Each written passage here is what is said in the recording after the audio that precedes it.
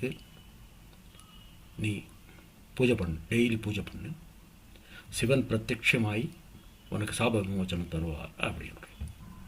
நம்மளால நண்டா மாறிட்டான்.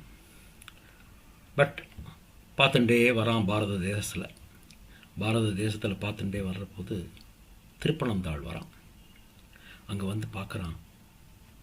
அங்கே ஒரு சிவலிங்கம் இருக்குது. அது சுயம்புவாக வந்தது, தானாக மண்ணில் வந்தது.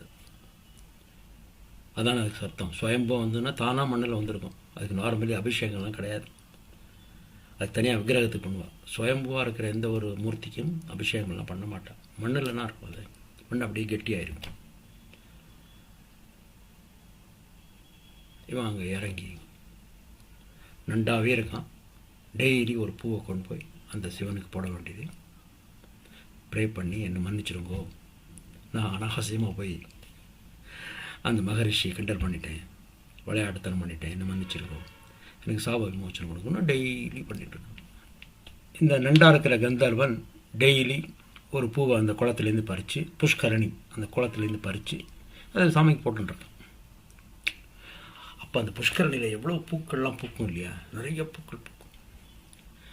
இந்த சமயத்தில் இந்திரன்